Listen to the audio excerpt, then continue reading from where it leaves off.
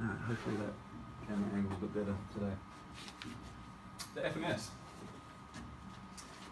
Created by a couple of guys, Gray Cook and Lee Burton, in 1995, although it didn't become popular until much later than that. It's an assessment tool, right, used by people like us to measure asymmetry and dysfunction across 7 fundamental human movement patterns. And this is a screen used in most professional sports in the US by most teams.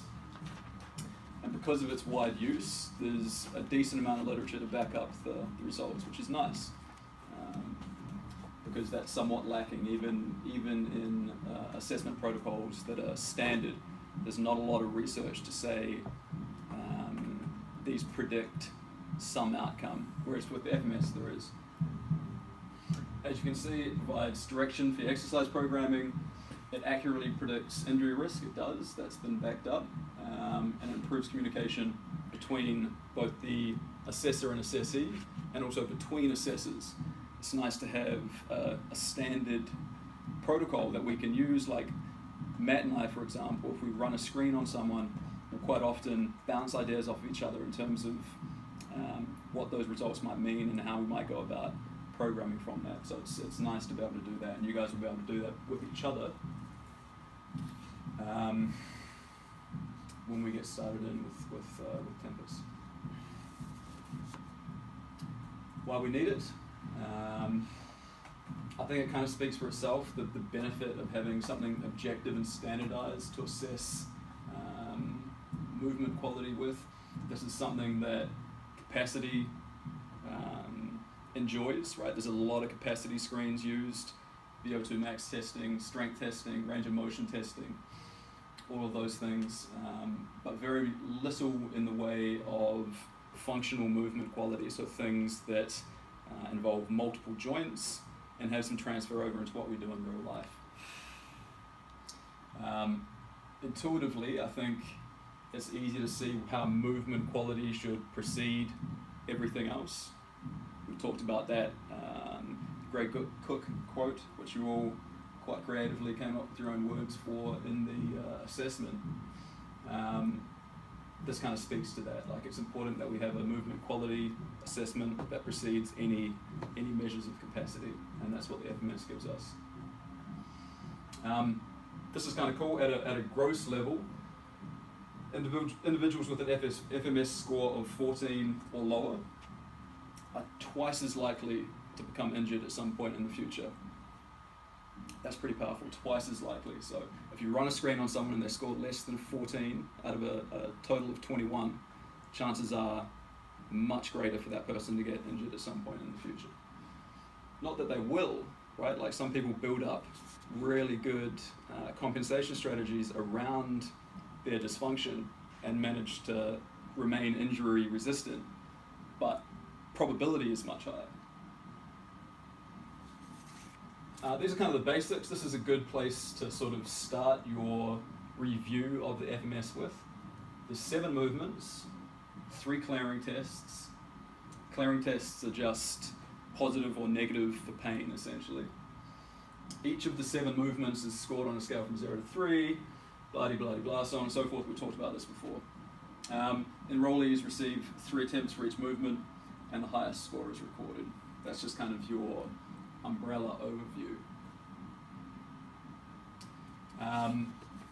We'll get into each of the different movements now. So we'll look at the instructions for each pattern, primary focuses for each movement, and then the scoring criteria for each movement. So first things first is the deep squat. Is that fully in focus? Good enough. So this is a whole bunch of stuff, right? But do you want to shut that door, bro? Or you? Yeah. I don't know how much breeze you get into that. As much as I'd like. Try to follow along with what you're seeing here, but it assesses ankle mobility, right? This person needs to be able to dorsiflex the ankles well to get into a deep squat. Bilateral knee stability, and we're all familiar with bilateral meaning both legs, unilateral meaning one leg. So So the squat's fully bilateral, right? So bilateral knee stability, basically, do the knees collapse? Do they push out to the side too far? That's a measure of knee stability. Hip mobility, they need to be able to get into a deep hip flexion angle. Dynamic trunk stability, they need to be able to maintain the bar or the dowel up overhead with a flat back and straight arms. Thoracic mobility, they need to be able to stay in thoracic extension, so through their upper back, and glenohumeral, which is another word for the shoulder, right? Glenohumeral joint mobility as well, and again, that comes into them being able to keep the dowel up overhead. That's the deep squat, and that's kind of what it assesses. It assesses a lot, right? Like there's a lot of information you can pull out of each of these screens, and that's why it's so great, because you get heaps of information out of not very many movements. A physio might assess active and passive ranges at each of these joints, but the interesting thing is the sum of those parts don't always equal being able to do this. Like you could assess active and passive range as well as strength measures at each of these joints in isolation, and someone still might not be able to squat. And so you have to ask yourself, well, how useful is that? Surely you're better off first looking and seeing whether they can perform functional movement that involves all of those measures. Does that make sense? That's why there's been such a big push towards functional assessments over the more isolated active and passive range and strength assessments that are sort of conventional. Instructions, so you'll notice here, toes are train tracks, right, like directly straight forward. That's not necessarily how we ask people to squat under load, but when we're assessing their ankle dorsiflexion potential, we do ask them to have their toes straight forward. Feet shoulder width apart, place down on top of head, form 90-degree angles with the elbows, and then press it straight up overhead. And the reason for that is so that it's a way of measuring that that person always has the same width on the bar, so that when you reassess, because if someone has a narrow grip on the dowel and they try to squat, that's much more challenging. If they have a wider grip, it's easier. So we standardize that by having them put the dowel on their head, forming 90-degree angles through their elbows, and then they press it up overhead, and that just gives us a standard measure of grip width. And then we just say squat as deep as you can. It's super important that we don't over-cue when we're assessing, right? Because we don't want to colour their effort with our coaching. Not yet, anyway. Not while we're assessing their movement patterns. So it's important that you kind of stick to just the instructions as they're listed here, and have them do the best they can. They get 3 attempts. You'll be viewing it probably from the front, the side, and then the back. And then moving on to the next one after they've had their 3 attempts. You grade their best effort out of those 3.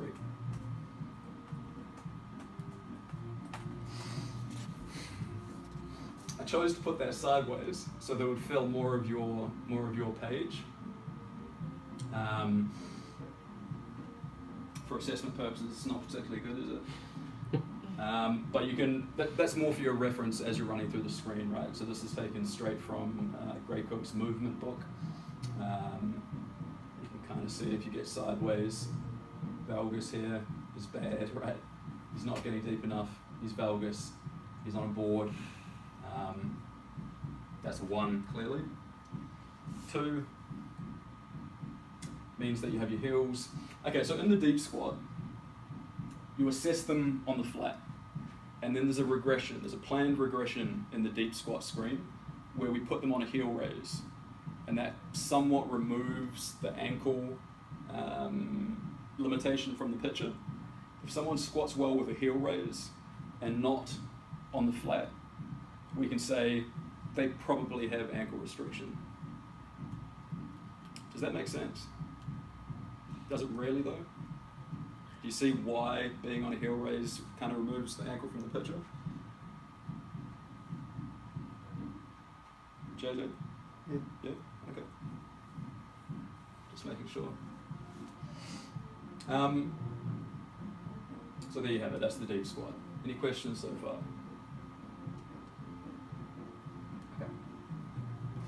the hurdle step. So this is our FMS tool, right? It's got 2 short dowels, a string, and a block foundation. And it's used throughout the screen for different reasons. This is kind of the main reason for it, is that it sets up as a hurdle. We'll have these tools to use at Tempest. We haven't ordered any yet, but we'll be getting those shortly and we'll be able to play around with them. So the main things that the hurdle step look at are your anchor leg stability, right? So your ability to balance on that left side. Your swing leg, which is this one, mobility. So how much active range of motion do you have through flexion at the hip, flexion at the knee, dorsiflexion at the ankle. The main thing that I want you to think of this as is a segment of the gait cycle. So it's looking at swing phase of gait. That's the main thing that we kind of use this to assess, just dynamic swing phase balance and stability. So if you remember any part of what the hurdle step is assessing, it's that dynamic swing phase balance and stability. We'll run through this whole screen as well, guys. So we might even do it today because we've got the office to ourselves. We might just step outside and do a quick movement screen. I've got a dowel and a Have you? step ready to go, yeah. I saw the broom out there. I was like, that broom will do it if I need to. Yes, I think we'll do that. So I'll just sort of move through this relatively quickly. Still stop me if you need to, but we'll go out and we'll actually have a look at the screen as well. So the hurdle, again, needs to be at a standardized height, right? And we use anatomical landmarks to judge what height the hurdle needs to be at that they step over. It's called the tibial tuberosity, and it's a little notch right beneath the patella where your quadricep group insert onto your tibia, tibial tuberosity. Everyone's got one, some are more pronounced than others.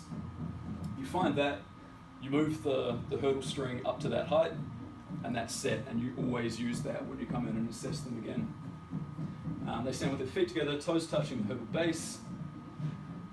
The dowel just goes on that sort of back rack position. You tell them to stand tall, step over the hurdle, and tap their heel to the floor. So it kind of looks a little bit like this, where they'll raise up, step, tap the heel, and reverse it, like that. They'll do that 3 times one side, 3 times the other. As soon as we're looking at unilateral patterns like the hurdle step, we're also looking for their feedback as well. You know, how does this feel? Do you feel more or less balanced on one side than the other? Do you feel stronger on one side than the other? And of course, then we're also using our visual cues to tell us whether there's asymmetry there as well.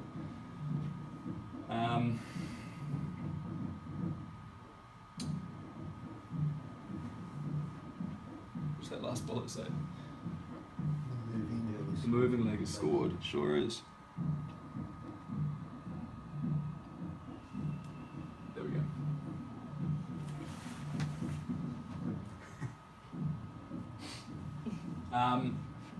Yeah, use that for your reference. Third movement, the inline lunge. Again, it's assessing ankle mobility, right, on that front leg, dorsiflexion through that ankle. It's also looking at great toe or hallux mobility, big toe mobility on that back leg. That's a big thing that we'll talk about at some point. I don't want to get too caught up in that today. But big toe mobility, keep that in mind, really important. Unilateral hip stability and mobility, both, right, because you're in that split stance. The main thing that we're assessing in the inline lunge is your stance phase, balance and stability, again looking at that gait cycle. So we kind of think of the hurdle step and the inline lunge as our assessments of how people move, how people walk, for the most part. Walk and run. This is a little bit confusing. So it says measure from the floor to the tibial tuberosity and stand on the hurdle base. So see, he's actually on the hurdle with stride length of this previous measurement. So essentially, between the heel and that toe should be tibial tuberosity length. Yeah, it sucks, right? What I do is I just have them get down on the floor, measure out their back knee touching their front heel. You guys see that? Then I have them stand up, then I give them the dowel, put it on their back, and that's where we go from. Essentially, that's what you want to be happening. You want to be able to see their knee touching their back heel.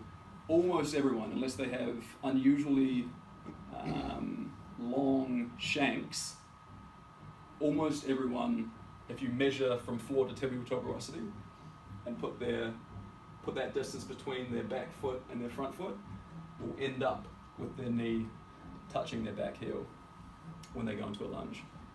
If you don't want to mess around with that, then you simply get them into a lunge, you shuffle them in until their back knee touches their back heel, you bring them up to standing, maintaining that posture, and then you assess from there.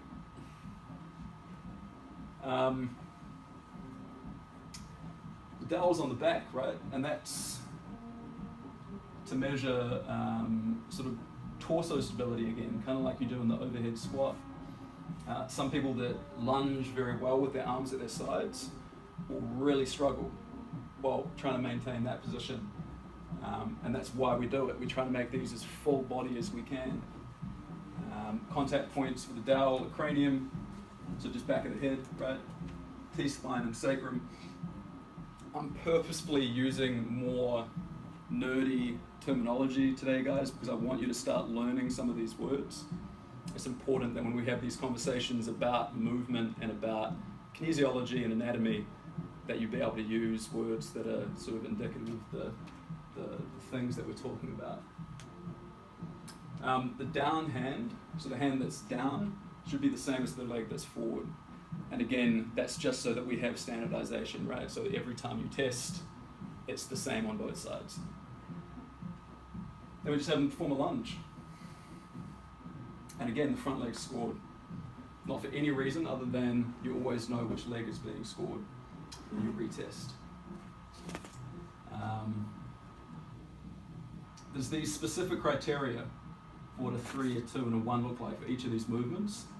And the pictures that accompany the scores are just sort of examples of what a shitty version would look like, right? Like you can tell the best test for all of these assessments is just what does the movement look like? If you saw an inline lunge like this, you'd say, yeah, that's pretty shitty. Like this is not a 3, right? Whereas if you saw something like that, you'd say, yeah, that's pretty good. Those first 3, so we've gone over the deep squat, we've gone over the hurdle step, and we've gone over the inline lunge. Those first 3 are kind of the big dynamic movements of the movement screen. Looking at your sit to stand, your stance phase, and your swing phase of your gait cycle. We get a little bit more broken down now. We look at shoulder mobility somewhat in isolation. So the shoulder mobility screen looks at shoulder active range of motion, thoracic mobility, and scapular stability. So a lot of people, when they assess the shoulder, just think of the shoulder joint, right? Where the head of the humerus articulates with the glenoid fossa of the scapula. That's what the shoulder joint is. These associated structures, the scapula, which is through direct connection, a big part of the shoulder joint, and then through association, the T-spine, are super important. Someone can have unlimited range in their shoulders, but if they're kyphotic, if they're rounded through their upper back, they won't be able to express it. And so thoracic mobility and scapular stability are absolutely essential in being able to express authentic shoulder mobility. We'll talk about that more on Friday when we get into the correctives, but almost everything about shoulder mobility, we focus on thoracic mobility and scapular stability. Just a little foreshadowing for what to expect on Friday. Basically, what you do with the shoulder mobility screen is you have a dowel, right? That dowel, whether you can see it or not, actually has a ruler running along its length. And so you have the person place their hand out, and you put one end of the dowel at the distal end of their third digit, so their middle finger, and you measure from their distal wrist crease, which is right there, to the end of that third finger. And that's your measuring stick for how close this person should be able to get their fists together. Right, so you'd have them stand, you'd be standing behind them, feet together, you have them enclose their thumbs and fists. And the reason for that, by the way, if you're wondering why we don't just assess like this, is because some people have exceptionally long fingers. And if they do, we don't really get a look at what their shoulder mobility is like. So we take the fingers out like this, we have them reach like that, and as long as my fists are within my hand's length close together, I score a 3. If they're within that distance and a half, I score a 2. If they're further apart than my hand's length and a half, I score a 1. Does that make sense? Yeah. How'd I look? Yeah, 2 or 3? Yeah. What was it? A 2? Oh, he's harsh. 1. It's a Yeah. 1. One. Another 1. You guys are tripping. Was there pain present? Hey, nice. Maybe nice. it's a 0. Nice. The up arm was scored. So this is one that will probably catch a few of you out. The up hand. So this is a right SM screen that's being performed here. Usually the restricted side is the down arm. So you can say I'm scoring the right side, but in your notes on your assessment you'd want to say left arm extension and internal rotation, which is what this is, right? It's extension of the shoulder and then internal rotation of the shoulder. You guys see that? You'd say that's the limiting factor, if that's what you see. Most people will demonstrate restrictions here more so than they will the ability to get this arm up overhead. Not always, but usually. So for most people are right-handed, most people will have restrictions in their right arm. It's their left side shoulder mobility screen that will score low. That'll be the asymmetrical side. Does that make sense? Are you sure? Everyone understands what I'm saying? Okay. Cool. How's her score? Room for improvement. Crazy, right? So this is another one of those things where the screen doesn't tell the entire story. This person has significant hypermobility, which is super common in females. You'll see this all the time. And you also see a bunch of something called scapular winging, which is where their shoulder blade pulls away from their body. We'll talk about that stuff on Friday, but that's just worth noting here. I just think it's funny that they've chosen this particular person to show a 3 on the shoulder mobility screen when, although it is a 3, it's kind of a muddy 3 because it's not a good 3. It's not a good thing that she's like that. The other thing that you'll see down here is our first Claring test. So this is an assessment for shoulder impingement. Essentially looks like this. You say put one hand on the opposite shoulder and then raise your elbow up to your forehead. And if you can do that without pain, you don't have shoulder impingement. And most of us will be able to do that easily. It'll feel fine. Someone who has some kind of impinged tissue under their subacromial space of their shoulder, on my right side in this case, will drop their arm. It'll be incredibly painful. Some people that have the precursors to shoulder impingement will say, I kind of feel a little bit of pain through this part of my shoulder, just a strip down the front of my shoulder. Those things that you want to note down. So that's a Claring test as well. That goes alongside the shoulder mobility screen. If they fail that, you don't do the... Yeah, good question. That's what I think. And that's how the FMS was taught to me by Gray Cook. But they've since changed the protocol. So you actually do the Claring test after you've done that. Which just makes no sense. It makes no sense. So we continue to do the Claring test before we do the shoulder mobility. If they can't do this, we don't bother assessing that. Chances are, if they've got pain here, if you put them back here, they're also going to be in pain, and so they're going to score a 0. Why did you assess it? Clearing test first. Good question, Danny. Active straight leg raise. So, a lot of people think of this as a hamstring stretch. This is a lower posterior chain active range of motion assessment, as well as a conscious show of hip flexion strength and subconscious active posterior chain stability on the ankle leg. That's everything that's going on here, and you've got some pelvic control.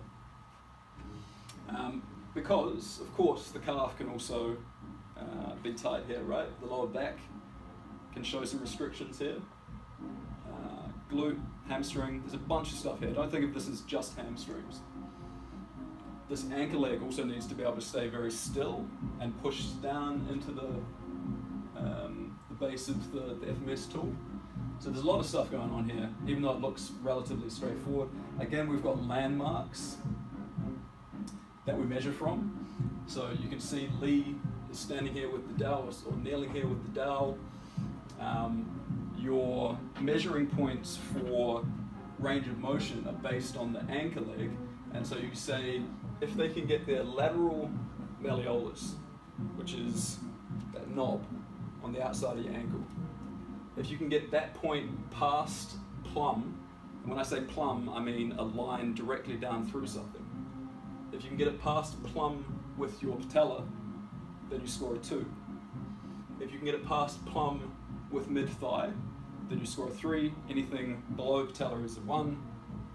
And then, of course, if there's pain, there's usually not, but if there's associated pain, you score a 0. If they can get that, but they've got like a hip rotation going on. Yeah, then they don't get that. Yeah.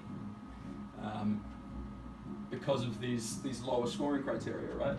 Yeah, that's a really good point, Sarah. We're also, the main thing we're assessing is how high they can get that leg, but we're also glancing down and we're seeing what this ankle leg is doing. For a lot of people, it'll be turning out, and that'll usually talk to an anterior ankle leg mobility problem. People that have tight hip flexors are likely to turn their toe out. And there's some other stuff that can go on there as well, but again, we'll talk about that more on Friday when we're going over strategies to address this stuff. That's what that all looks like, right? So you can see his lateral malleolus, that's his patella. You can see Lee's got that dowel. He's not actually measuring a particularly good plumb line. But the guy's definitely below his patella there. Can't see what's going on there, but he's just above his patella. So he's good there, and then in the other one, he's above it. Good active hip flexion is about 70 to 80 degrees. If we're measuring this clinically, that's where the basis of all of these criteria come from, right? So if we've gone to school and we've learnt how to assess these things clinically, we know the particular range of motions that each of these joints is supposed to be able to work through. What this does is it gives us landmarks to work with instead of having to memorize specific angles, right, which makes it a little bit easier.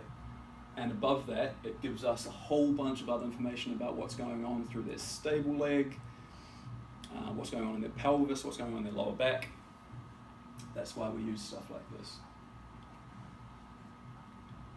Everyone all good so far? I'm seeing a lot of like deer in the headlight stares going on.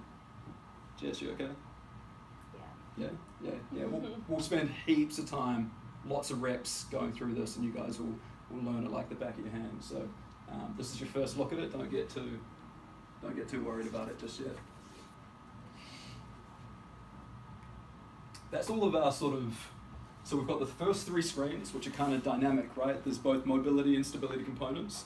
That's the deep squat, the hurdle step, and the inline lunge. Then we've got 2 primarily mobility screens, which are your shoulder mobility and your active straight leg raise. That's 5. The last 2 screens are mainly focused on stability and mainly focused on stability of the trunk. So a trunk stability push-up is looking at reflex, sagittal plane, core stability. Wow, that's a mouthful, isn't it? So sagittal plane is this one, right? So essentially looking at flexion extension.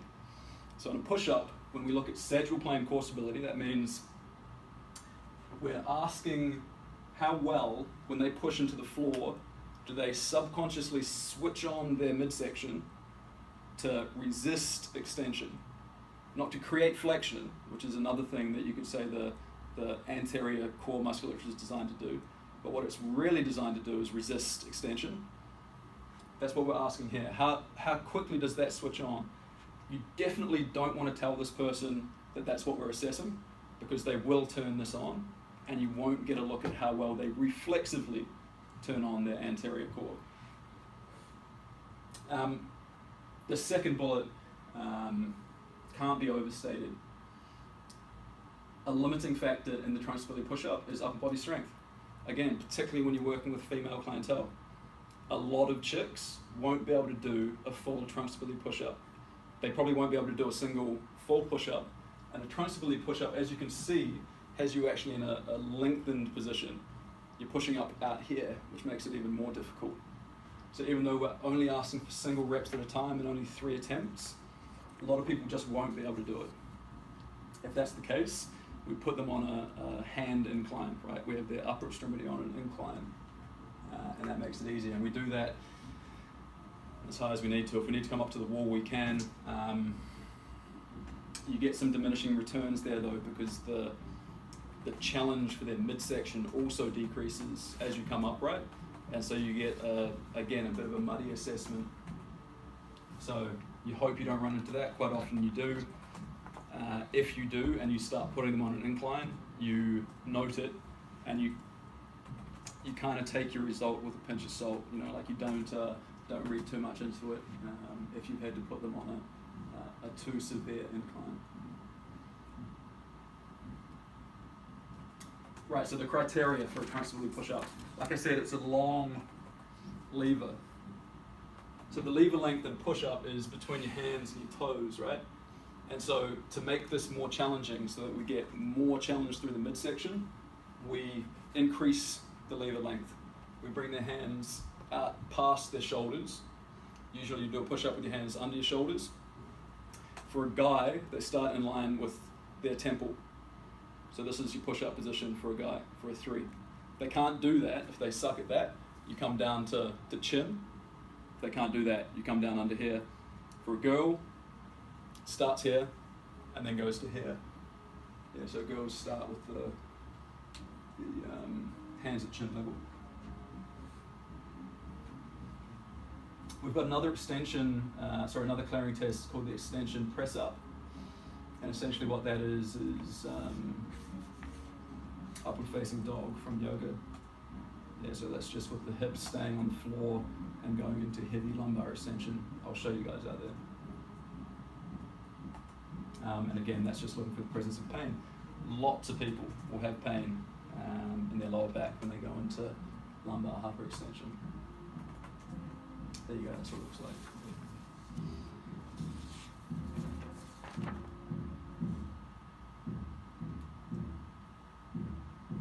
Rotary stability. So rotary stability is transverse plane stability, right? So working around a vertical axis, rotation around your torso. And so when you get down into quadruped, which is on all fours, and you unload 1 or 2 limbs, you're asking your body to stabilize against a rotational disruption. Does that make sense? Like if you're down here like this,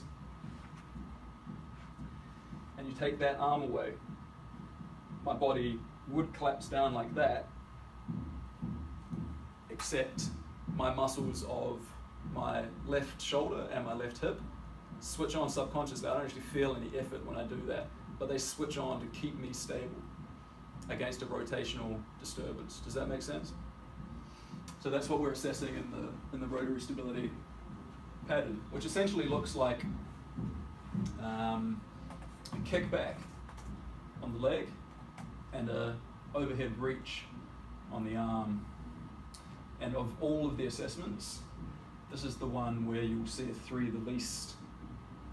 I've assessed hundreds of people and I've probably seen, I don't know, I can count the number 3s on one hand. Probably 2 or 3 really good 3s. So don't be surprised by that. Okay, so they straddle the hurdle base on all fours, hands and knees touching the base. So essentially that means they've got a hand's width in between their knees and a hand's width in between their hands. They simultaneously reach with an arm and a leg on the same side, and then they return both limbs and touch the elbow to the knee, which is what you're seeing in this picture, and then they extend both limbs again, and then they come back down to resting in quadruped. That's what one assessment looks like. The moving arm designates the side being tested. That's what you do for 3. Because nobody can do that, we have a diagonal pattern that we also assess, which is looking at the opposite arm and leg. Some people will get that right. One of the main things that we're assessing here is how well people extend their hip without also extending their lower back. And that's something that very few people do well, which is why I score most people a 1 on their rotary stability. There's another clearing test here. It's posterior rocking, which is essentially child's pose. Looks like that.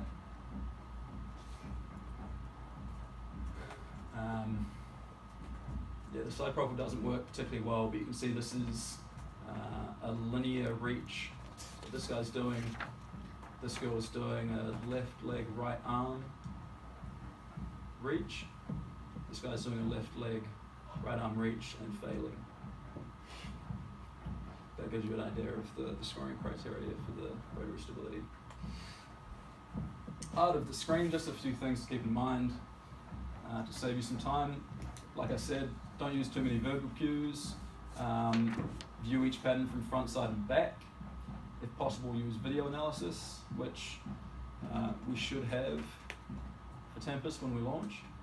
An FMS station where we can take some video of this would be pretty cool. I'll keep you posted on that.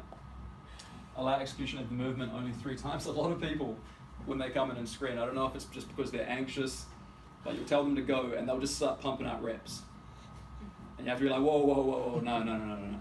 We're trying to remove the learning ability here, right? So we just want 3 reps. So you will have to say to them, when I say go, do a single repetition and then stop. And people will still sometimes give you more. Don't provide feedback until you've done the entire assessment, for obvious reasons. Time of day and footwear worn are really important to note so that you can replicate these things. Yeah, I've got some funny stories about that, but I'll save it. Don't forget to ask about symptoms of pain after each pattern. I still catch myself doing this from time to time.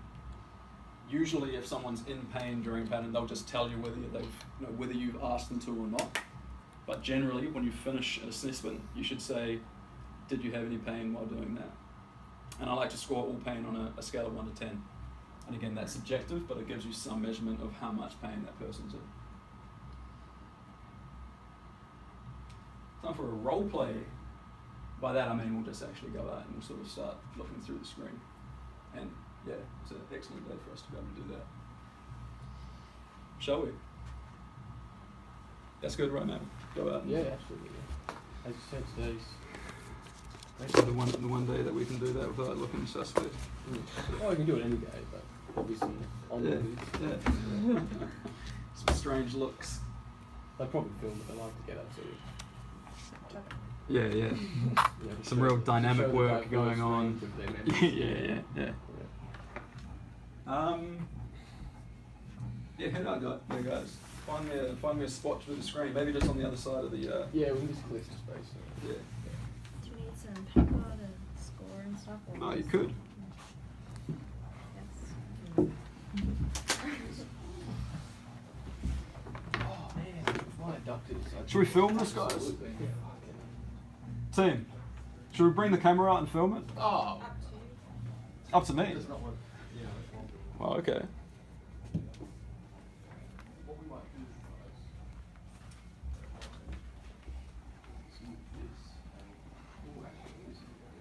We could just do it right here, Matt. No, I think we'll do it here. Okay. That way we don't have to move anything. Mm. Better circulation. Yeah, is that good? Yeah, perfect. I did have a medical.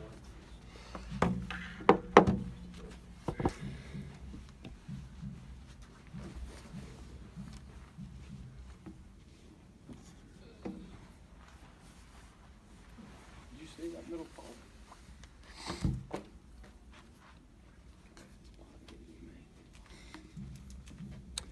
Yeah, so if I'd thought about it, guys, if I'd remembered that no one else was going to be here and would have a chance to actually do this practically, I would have printed you out some scoring sheets. But what it looks like,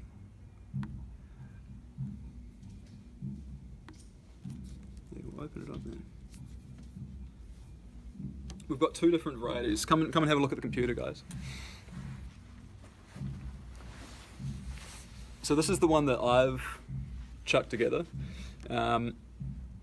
Doesn't look as pretty as FMS's scoring sheet, but what is good about it is it has the scoring criteria beneath each of the scores. You see that? So like the deep squat, for example, in order to score a 3, you need to have the torso on parallel with the tibia. The femur needs to be below horizontal, that's talking to the depth of the squat. Knees aligned over the middle toe and the dowel aligned over the feet. And then they have different criteria based on the score that you need to apply for that. So that's kind of nice.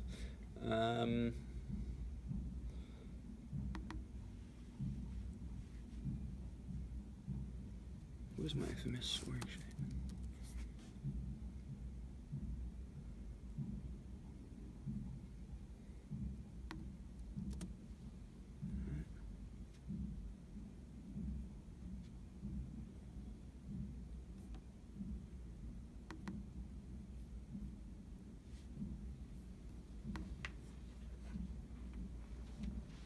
I'll have to find it for you, but there's just a standard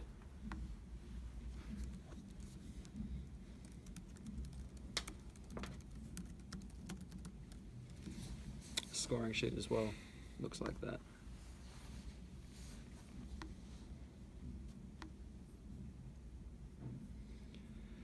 No, it doesn't look like that.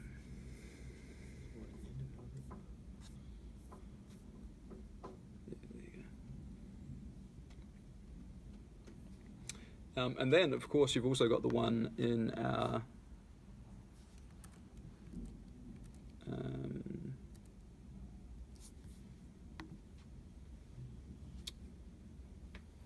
am I looking for? PARQ.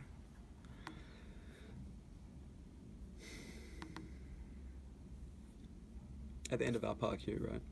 So you've got some options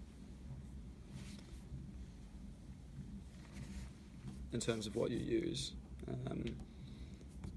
when you're scoring. But okay, shall we? Who's going to be my guinea pig? Who fancies themselves as a pretty high quality mover? I think Jess probably moves pretty well. Pressure. Just got that What right. if you're really sore from the day before training? Yeah, well, that also impacts things, doesn't it? Yeah, it's not coming off. Got anything with using the dowel? No, I had a quick look. That's probably as close as you're gonna get, buddy.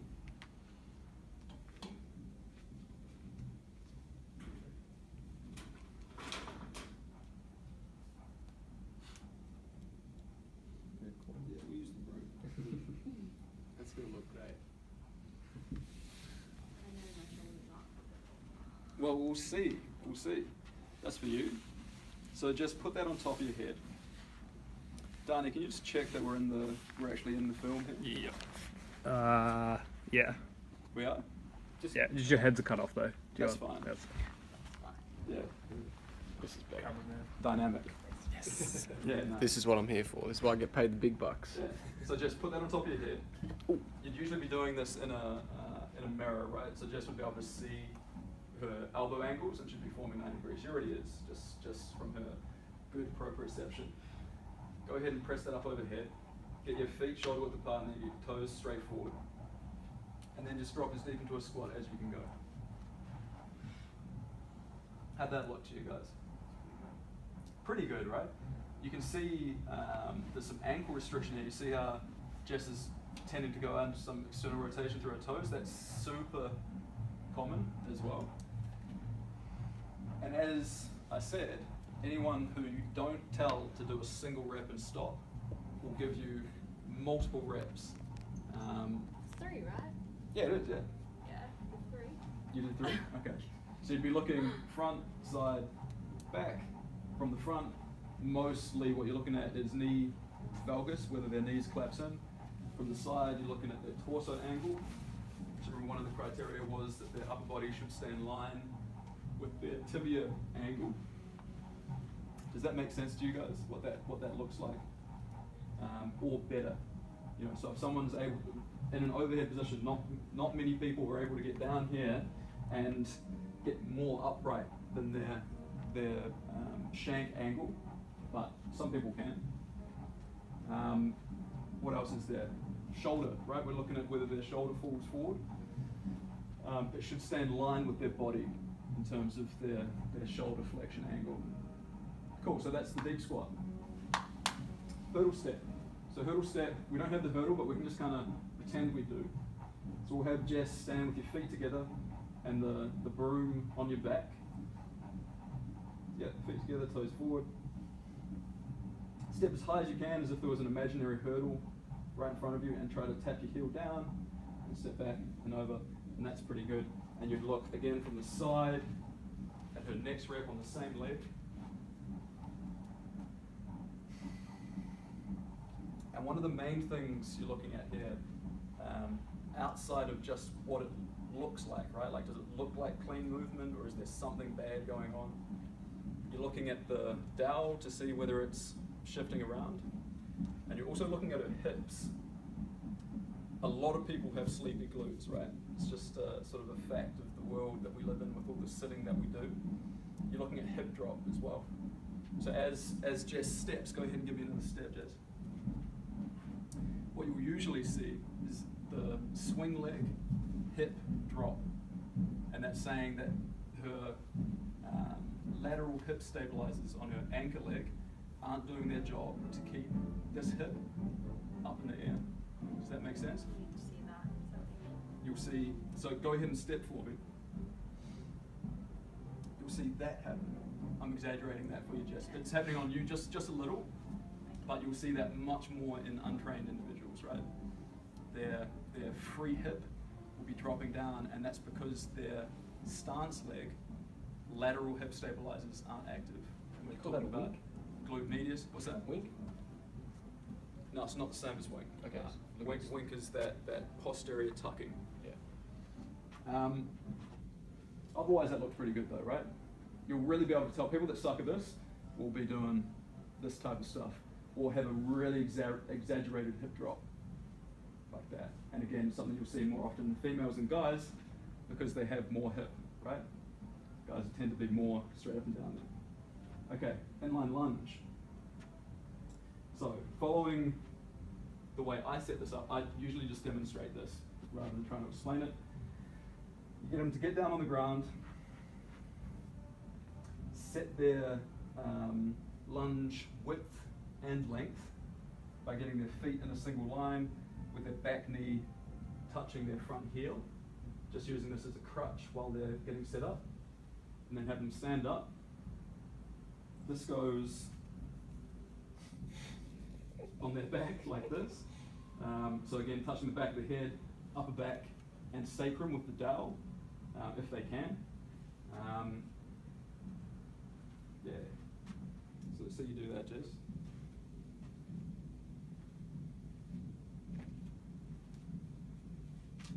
So you're going to want your left arm down when it gets onto your back. Come on up, just to standing, holding that position. Yeah, and then get the dowel on your back.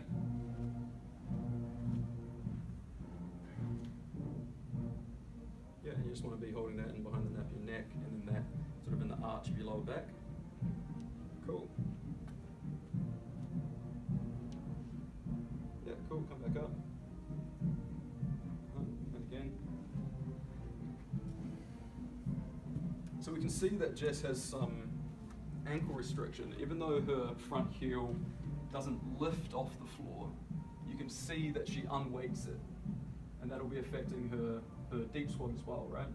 So again, we're looking at the ankle, we're looking at the hips to make sure that they're staying level, and then we're just looking at body sway, using the top of the dowel as our measuring point, because that's where you'll get the most exaggerated view of that sway, right? They come back up, Jess. You wouldn't actually have them stop down there, so that's tougher if you do that. And then you have them switch after you've had a look at all three attempts. And again, like I said, when we're looking at the unilateral patterns, we're asking them to also assess their own ability to balance and stabilize in these positions. So Jess, I'll be interested to know how you feel here as it compares to your left leg. Okay, go ahead. Yeah, cool, come back up. What do you think? Feel, I think a little bit more balanced. A little more balanced? So you left or right-handed? Right-handed. So most people who are right-handed will be more stable with their left leg forward, because most right-handers stabilize best. They kick and they jump with their left leg down.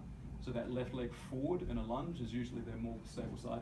Not always, like Jess just said. I'm not sure I agree with her. I think maybe she was a little less balanced with her right leg forward, but in the case that she was more balanced, you always take your visual cues over their own estimates of what's more or less balanced, right? That quite often happens. Someone will say, oh yeah, I feel good on this side.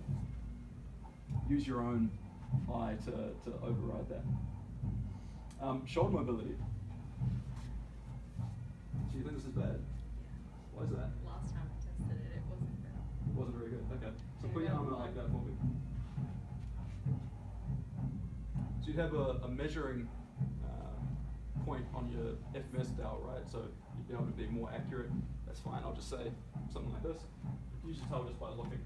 So just go ahead and close your thumbs and fists, put your feet together, stand up nice and tall, and then just reach. I don't want you doing anything too gnarly. So just reach comfortably. She's good. And the other way, this will be probably tighter, right? She's right-handed.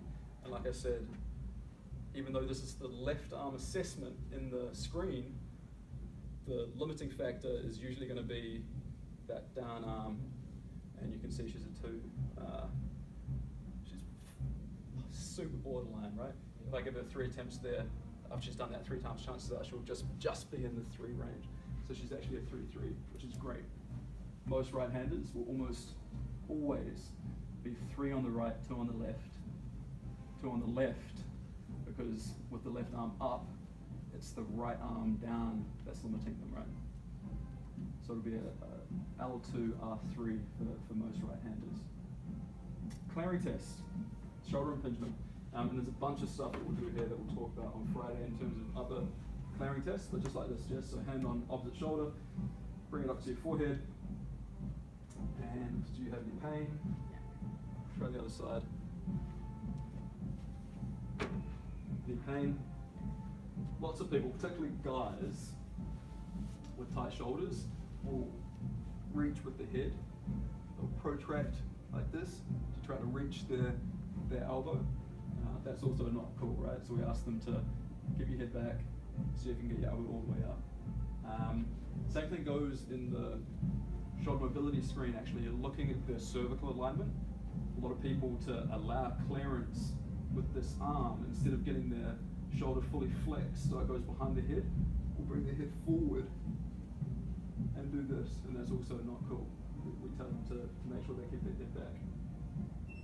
Lots of people miss that, actually. I still miss that from time to time, just because I'm paying such close attention to how close they get their fists together. Remember to look at the side profile when you're doing your FMS. Cool. Active straight leg raise. So laying down on your back.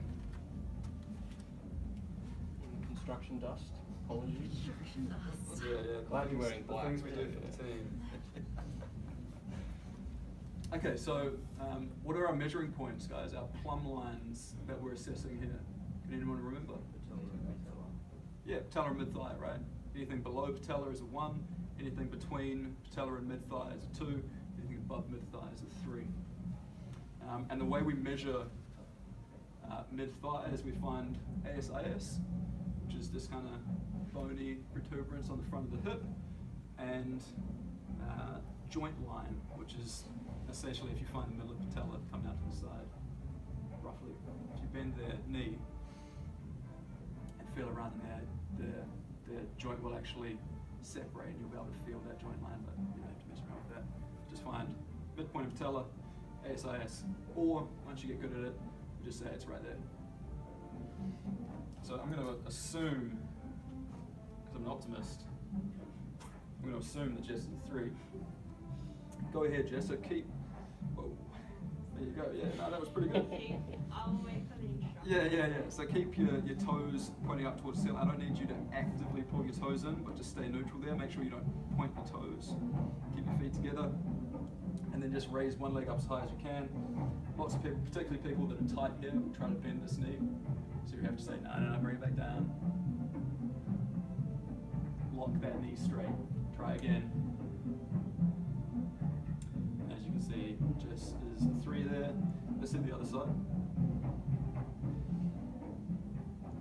Yep, plenty of space. Tiny little bit of, that's exceptionally minimal. I wouldn't even judge that personally. Lots of people will be out here to allow this to happen, so Jess is pretty good there. So for me, those are both 3s. You're also looking for anything crazy going on through the lower back, which look pretty good to me. If anything's missing, someone else can stand in and tell them. Don't do their job for them, Trev.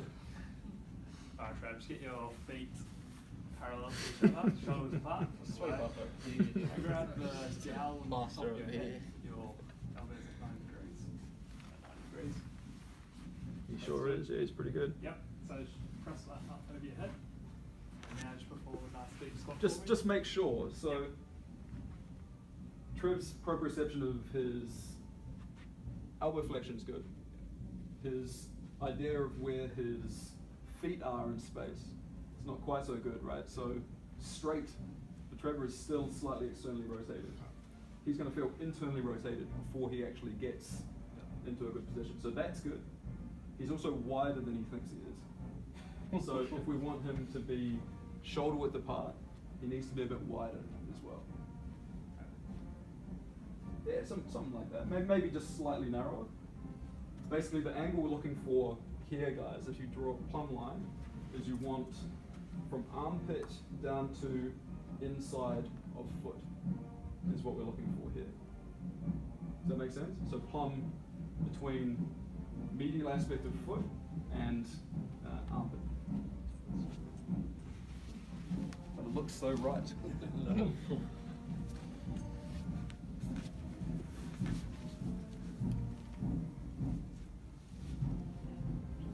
Going on there? What's that? Myself going on The Trev's a relatively strong guy with some associated tightnesses, right? You can see the toe out a whole bunch, so the ankle is almost definitely a limiting factor. And what we'll see, we'll just demonstrate this real quick. Perfect custom made it, right? there? I prepared those earlier. Same height as the FMS, yeah.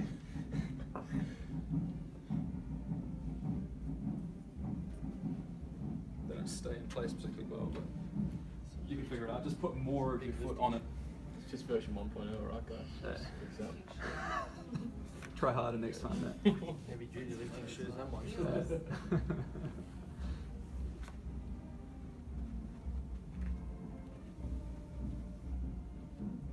It becomes quite a lot easier for Trevor to stay straight up and down in his squat there, yeah? So like the rotary stability screen, when you go to that diagonal pattern, your sailing becomes a 2, right? You can no longer score a 3. Same thing goes here.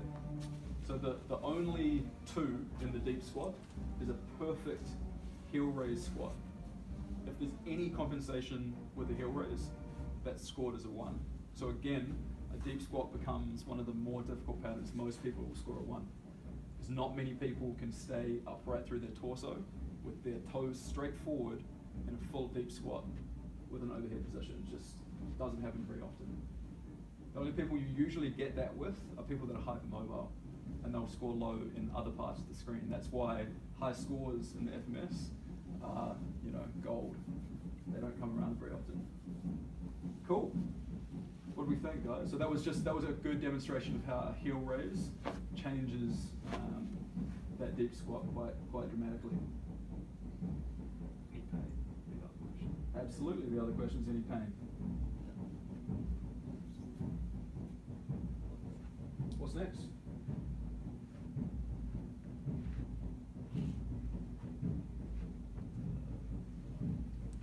Yeah, it doesn't matter too much whether you do the inline lunge or the hurdle step next.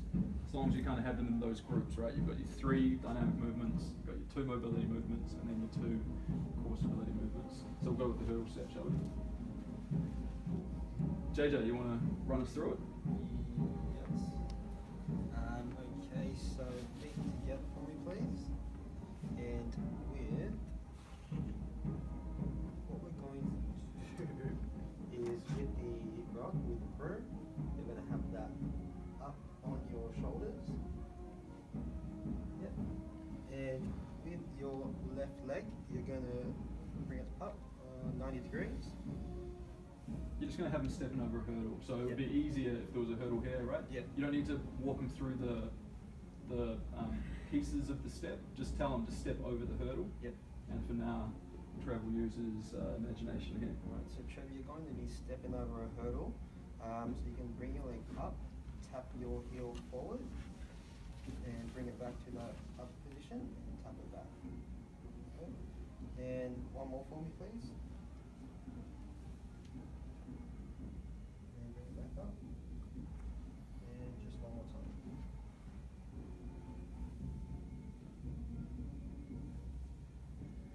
Yeah, so there's some interesting stuff going on here, guys, whether you can see it or not. One of the things you can use the hurdle step to assess is a decrease in height while the person moves on one leg.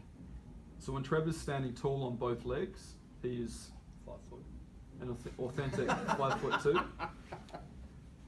As soon as he raises his leg and starts stepping over the hurdle, he actually dips very, very marginally. Just see if you can see it. Go ahead and do that for us again, Trevor. Don't fix it either. Don't throw me out.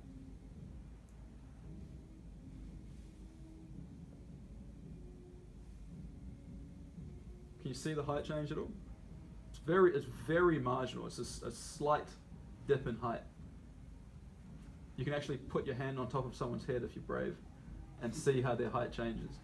But that usually speaks to a core stability problem. We don't have to worry about it too much here because we're going to assess it in a couple of minutes, right? But that's usually what that speaks to. Let's see the other side real quick, Trevor.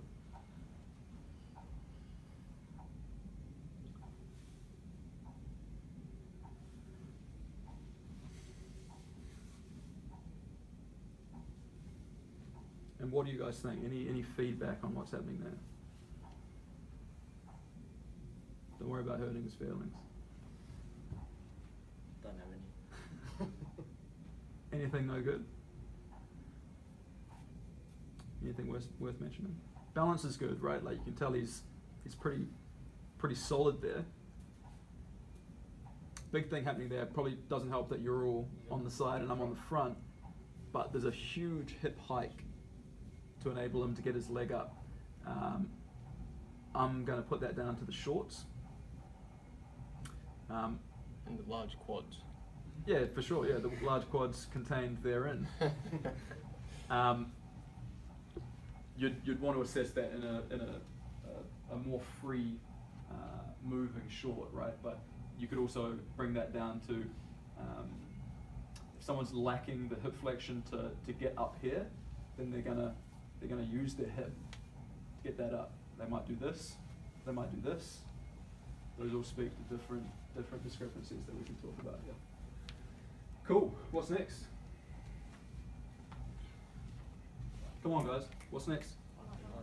Cool. Let's do it. Who's coaching it, Mitch? Alright, so he's going to do the left, bend your left knee. Bend your left knee. Left leg. Closer to you. Close. This will be fun, more shoulder.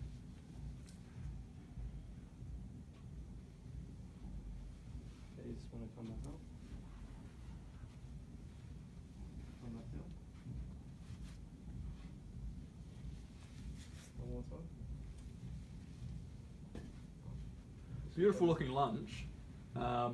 Hand position's a problem up top there, Mitch. You need to make sure that his hand is in the nape of his neck. He's got it on top of his head, like this. So that's speaking to some shoulder restrictions there. So just set up for us again, Trev.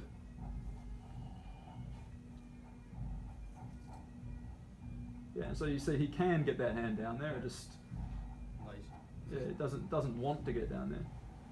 And go ahead and give us that movement again. Cool, so you're making sure that he's balanced, right? There's no sway in the frontal plane. And then you're also making sure someone that's no good here will also tend to drift forward as they go into their squat, into their lunge, right? Whereas Trev, for the most part, is, to me, looking like he's staying pretty straight up and down. And you've got those 3 points of contact, right? Cranium, up, back, and sacrum. Go ahead, give us another one. The place for me that most people score threes, not most people, but the most threes that you will score, probably the inline lunge.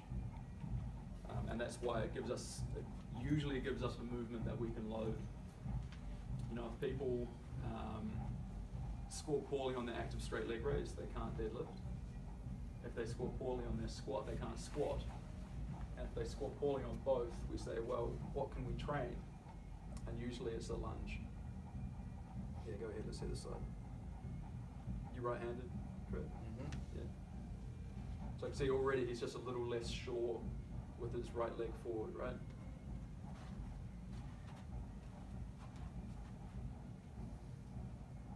But still not too bad. And there's a little bit of sort of anterior displacement on that side as well.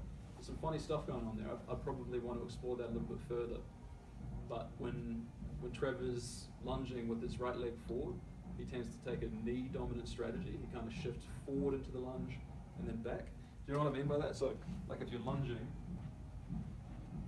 just in a regular lunge, what we'd want someone to be doing is something like this, like staying mostly vertical while they lunge. What a lot of people will do, particularly if they're knee dominant movers, they'll do this. Like they're coming down the same way, but they're shifting through this kind of oblique path, right? They tend to come forward and down and then back like that. And that's just happening a little bit on that right side for Trevor. Okay, cool.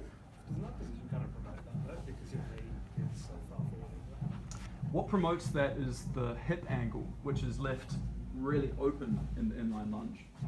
Because, yeah, you may have picked up when I'm doing a strength lunge, if I'm loading a lunge, I actually try to get into a little bit of hip flexion to promote more work through this left side glute. But when we're assessing the lunge for movement quality, we've got to really upright, right? The more open your hip angle, so open means obtuse, closed means acute, right, like this. So the more open your hip angle, the more closed your knee and ankle angle become in any movement, the squat, the lunge, anything. So that's what makes that happen. Yes, that happens, but you'd still want them to be vertical instead of shifting forward and back. Yeah, you will see more knee action, but not necessarily that anterior shift. Now the fun stuff, Trevor. Just mark me a 1 for the shoulder. Who's taking them through? Jess, you wanna run us through a shoulder mobility screen? You're gonna need the broom. Okay, so you're gonna have your left arm down behind your back and your right arm over. Yeah, just slow down. Everyone's moving a bit too quick. You're all doing this. You're just saying, okay, just do the movement so I can be done with the screen. Just have him stand in place. Come back in front of him for us, Jess. You need to get his hand's length. Remember, start there. Yeah, just like that. Distal wrist crease, so that's just the last crease before you get into his hand. And the back of his and you've kept that marked with your thumb on the dowel. Cool. So that's done. Then you're going to have him stand with his feet together. Feet together. So you're going to close your hands with your thumbs in. Good. And then you're going to put your left arm down and under. And your right arm over and try to touch. Not too bad. Not too bad. That's pretty good. So you'd mark that, right? It doesn't affect the score, the raw score, but you mark that in your notes always if you see some scapular winging. Yep. And the other side?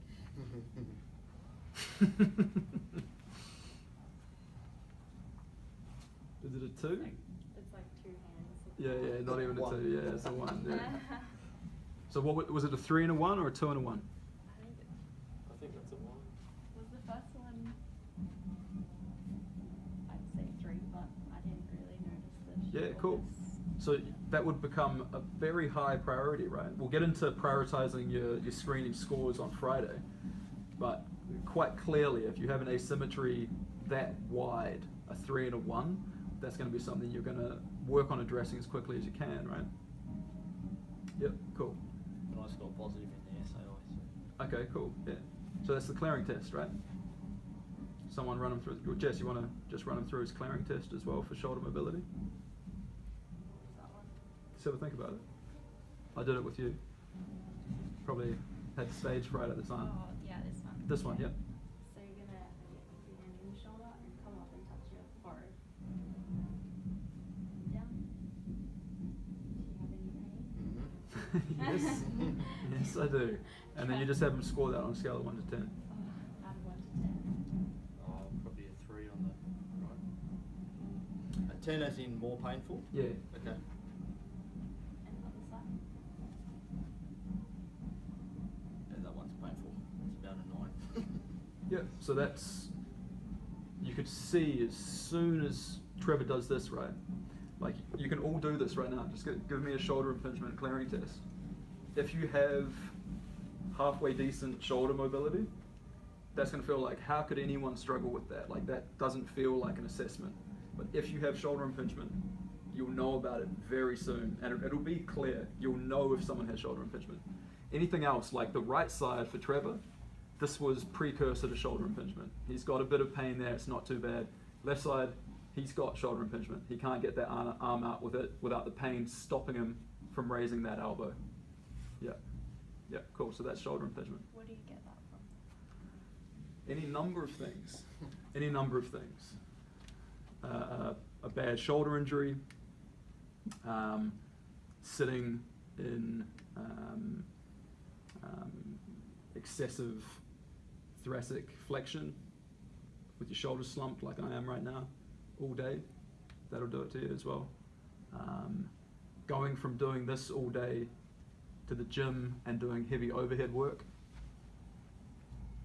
We'll talk more about shoulder impingement, the subacromial space and the contents of the subacromial space and how they get impinged in I think they're in the kinesiology lectures. Anatomy part 2. That's anatomy part 2. Okay, yeah, anatomy part 2. We'll talk about that. There'll be a lot of discussion around that. I know Yeah, that's definitely. Yeah, that's a interesting.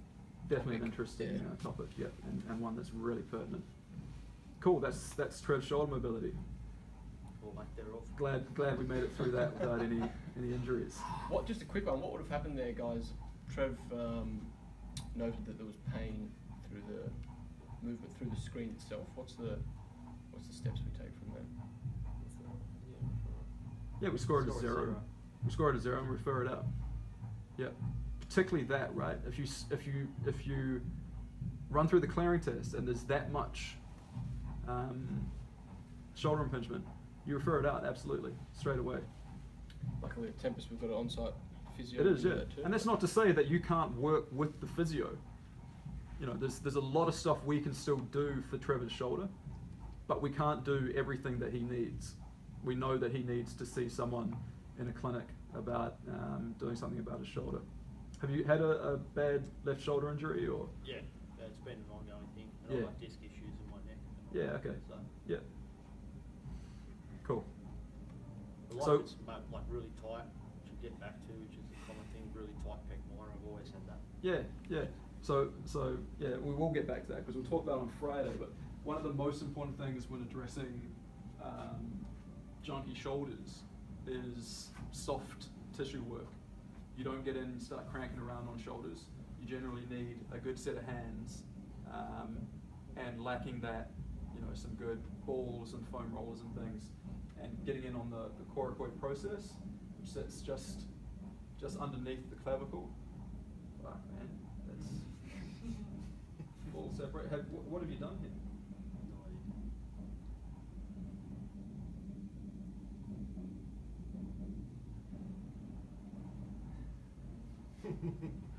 Yeah, so I think this is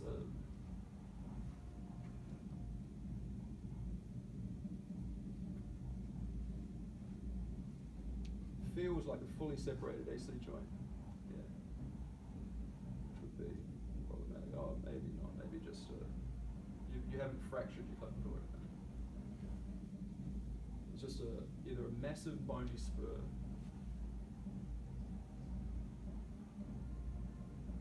No, it's not bursitis. Anyway, we're feeling around for Trevor's coracoid process, which sits directly under his clavicle, and then we're getting around in there, feeling around for the 2 or 3 muscles that connect through there, one of them being the pec minor. I'll talk more about the pec minor, one of my favourite muscles from a rehab standing.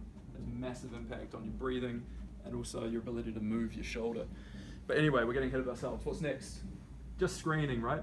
This is the kind of stuff you don't do while you're screening. We're just doing it because it helps the learning process. But while you're screening, you're just getting scores. You're assessing it later. You're just getting them through the screen. What's next? Yeah, active straight leg raise.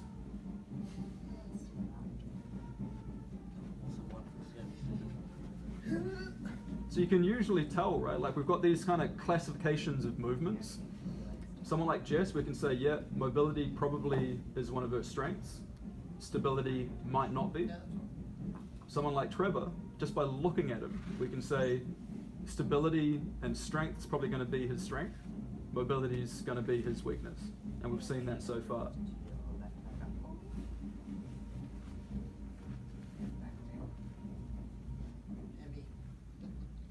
Ping.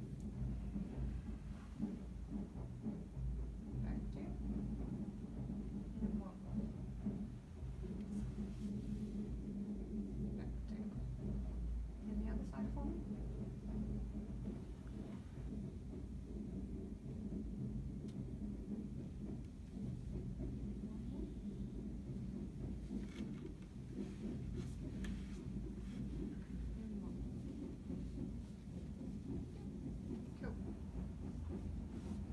So you don't need to use the other plumb lines, right? Like if you find the 3, Trev's clearing his patella quite clearly just from your visual cues.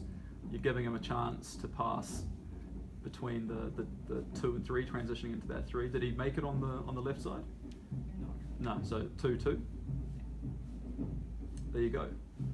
There goes your active straight leg raise. Just as a general note, if I can interject, be stringent with your scoring. It's something that I've had an issue with since I've done the FMS, probably for close to 2 years now, but doing the curriculum, obviously the course you guys are going through, has really improved the way that I conduct the FMS. A large part of it is understanding the scoring, I guess, concept a little better. And I was way too lenient scoring originally. Yeah. So yeah, be most stringent. people If are. it's borderline, it's always the lowest score. Yeah. If you're considering it all, it's always the lowest score. Yeah. So that's just a default rule. Yeah. If you can get in the It's habit. particularly important for the ones that, unlike the active straight leg raise, where you just have a marker, right? So you can be quite objective there. For some of the other screens, like particularly the first 3 patterns, there's a lot of sort of system-wide dysfunction that you're looking at. Like there's a lot of moving parts. So the first thing you want to do is just kind of step back and say, okay, what does this look like? Like, does this look like a proficient movement? You know, look at their face. Do you see more work than you should? That's something that Trevor and Matt both share. This is something that I worked with Matt about, was muscling through all movements. So people that are particularly strong tend to express their strength at all times, even when it's unnecessary, right? Even when we're looking for fluid ease of motion, they'll still kind of muscle their way through. And Trevor does that a bit as well, particularly through, what was it, the squat for sure, and also in the lunge pattern as well. Looked really stable, but was overworking, like spending more energy than he necessarily needed to perform the pattern. Yeah, just another little nuance to the screen. Okay, what's next? That's our mobility stuff. That's our dynamic movements, our two primarily mobility screens. Unfortunately, neither of you guys have had too much toe out and things. I think Trevor would have, but Trevor knows what we're looking for because he's familiar with the screen. So he's actively keeping his toe up towards the ceiling. I think we would have seen some toe out if Trevor wasn't aware of that. Anyhow,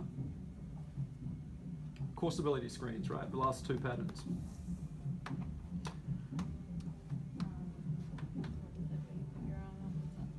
Rotary stability. Start with the push-up though. Push-up first. Trunk stability push-up. Go ahead, Jess. So remember, before you do your core stability, just do both clearing tests.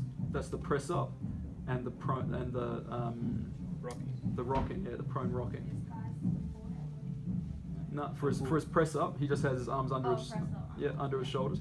Yeah, not a push up. Yeah, press up. That's the one. That looks pretty smooth actually for an old fella.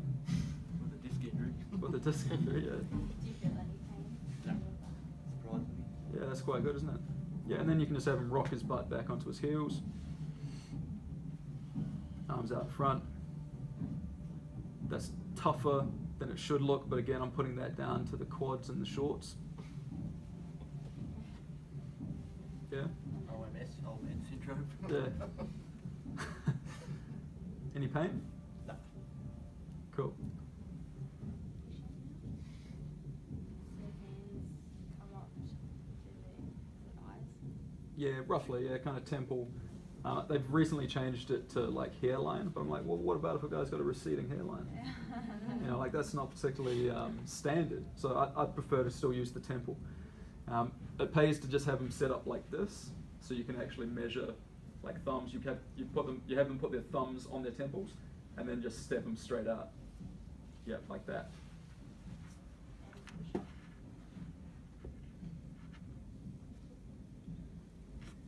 Come front on for me, Jess. So just